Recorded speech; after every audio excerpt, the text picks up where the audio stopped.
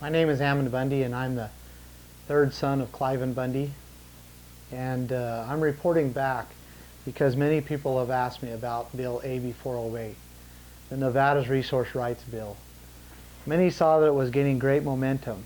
It was the most publicly supported bill in the session. In fact, I dare to say that it was the most popular bill that the Nevada legislature have seen since they have been keeping track of public support. It gained huge media attention and drew hundreds of supporters to the hearing. I was one of the drafters and main supporters of the bill. I spent hundreds of hours away from my family and business, thousands of dollars, and flew to Las Vegas and Carson City several times meeting with legislatures. Because I have been listed as a domestic terrorist by our own federal government, without due process I might add, flying is a most unpleasant thing for me. I endured it because I believed that one could make a difference in a republic form of government. However, what I learned in the Nevada Capitol was extremely disheartening to me, so much that I've not been able to talk much about it until now. A republic form of government is by definition a state in which the supreme power rests in the body of the citizen. A state in which the power of the citizens are exercised by representatives chosen directly or indirectly by them. So we the people hold the power, and we elect people to represent us. Seems simple. However, what I discovered for myself was yes, we do vote, and yes, we do send representatives to the Capitol, but those representatives have been rendered nearly powerless by the full-time government employees, or in other words, the bureaucrats. Our representatives cannot truly represent us. They can do very little without permission from the agencies, the bureaucrats.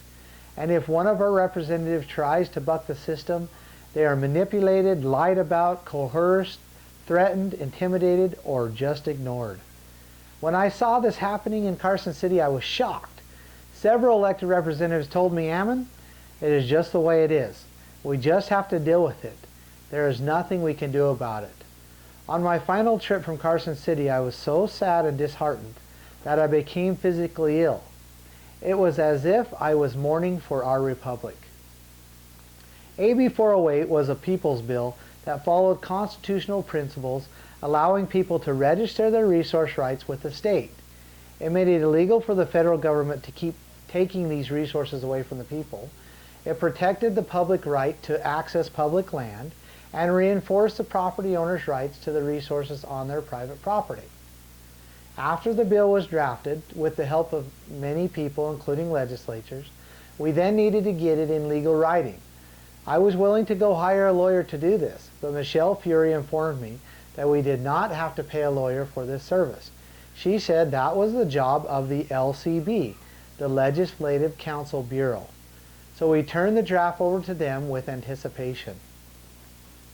Several weeks went by, and I asked Michelle and her staff many times if they had heard back from the LCB.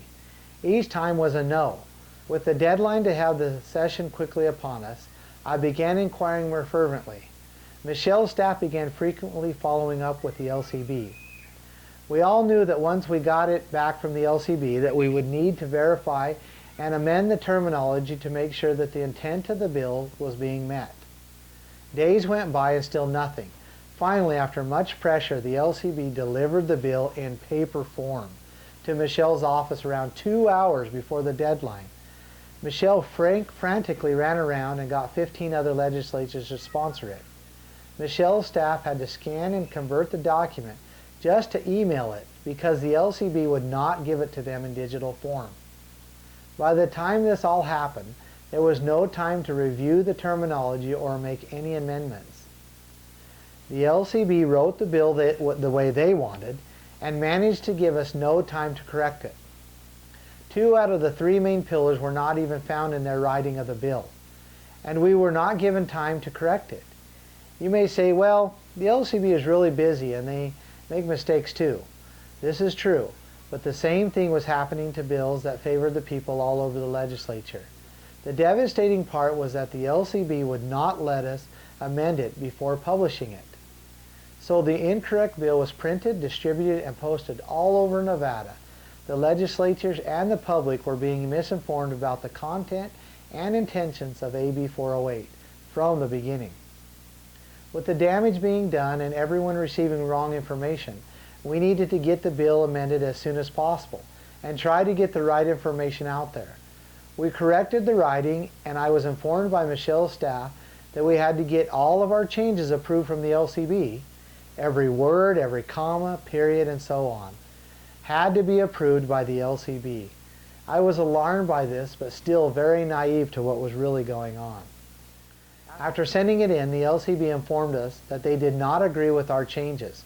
They alluded that the federal government could not be legally checked and balanced by the state, and therefore the bill was not in line with precedents. They then informed us that they would not support it. I thought to myself that this was no big deal because, after all, the LCB was just helpers for the legislatures, right? Oh, how wrong I was. Other legislatures were also having similar problems with the LCB. Assemblywoman Shelley Shelton sent a bill into the LCB 5 times for legal writing. Each time it came back, the LCB had changed it into what they wanted it to be. They would not write it the way she asked. She finally had to go to the committee hearing and verbally amend the bill on the committee floor.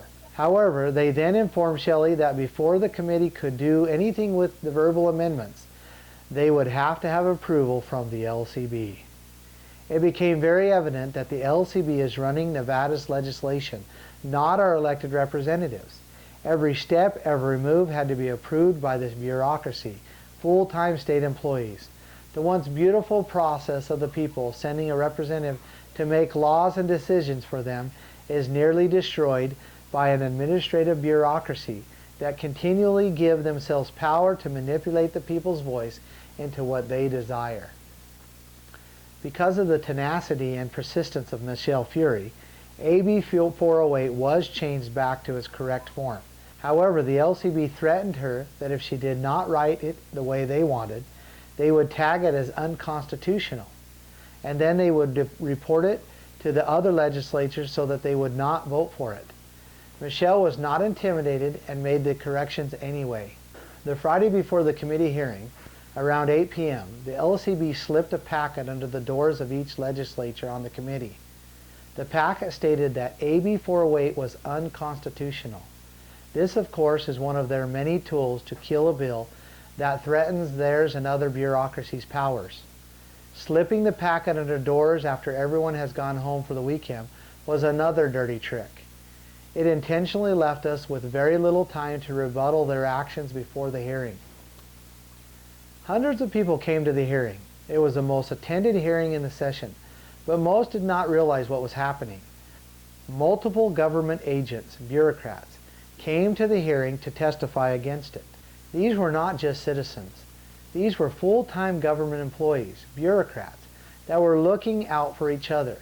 This was an organized attack to scare the elected representatives into abandoning the clear desires of the people. One of the offices even put a $95 million price tag on the bill just as a scare tactic. How could have they responsibly came up with that number over the weekend? By the time AB 408 went to the workshop, the elected committee members were so intimidated and manipulated that every section, every word, every comma, and every period of AB 408 was deleted. With the help of the LCB and some very confused lobbyists, they changed AB 408 into a bill that would give federal agencies the policing and arresting power held by the county sheriff. The county sheriff is the highest elected official to hold policing and arresting power. He or she trumps any other law enforcement action in the county, even state and federal. The sheriff stands between the people and any other entity that tries to take life, liberty, or property. These federal agencies have been seeking this power for many years. If federal agencies could trump the county sheriff's consecrated power, then they would be able to rule upon the people without limitations. More lives, liberty, and properties would be taken by these out-of-control agencies if our county sheriff was not there as a buffer. It was no coincidence that the very popular AB 408 was being hijacked to give power to the bureaucracies rather than take it away. AB 408 went to the assembly floor in this perverted, devastating status. Michelle Fury, Shelley Shelton, and a handful of other legislators planned and tried to amend the bill back to its original intent on the Assembly floor. They had committed to each other that if the amendments could not be made, they would do all they could to kill the bill so it would not go into effect. It was a fight that made front-page news, but the amendments were not passed, and so the bill was killed. At the close of the Constitutional Convention of 1787, Ben Franklin was asked, "Doctor, what have we got?" He responded, "A republic if you can keep it." Throughout the span of a few generations, we have seen this once thriving republic evolve into an oligarchy. A oligarchy is a system of government where the citizens are subject to the rules and laws of a small group of people. This country is much closer to an oligarchy than a republic. This change of government has come by means of administrative regulation. Regulations that bureaucracies, full-time government employees, implement to solve so-called social problems. There are so many administrative regulations and codes, they are so detailed and thick, and the consequences of non-compliance are so grave that good people are afraid to exercise their agency in making choices. They are afraid to go into business or expand business. They are afraid to build their own homes. They are afraid to discipline their children. They are afraid to get their own health insurance. They are afraid to stand up and speak their minds. They are afraid to live the American dream.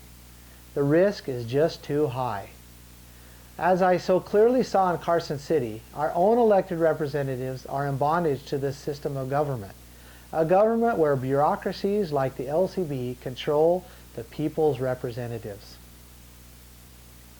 Those who are informed know the seriousness of the situation our beloved nation is in. But we must not lose hope. We have been shown patterns that we must follow to restore liberties. I know God has not written us off as a people. I know that those who care about their God, their neighbors, their families, and their country must stick together and be willing to defend life, liberty, and the American dream. I know that each person has the ability to know what they must do, when they should do it, and even know how. Thank you.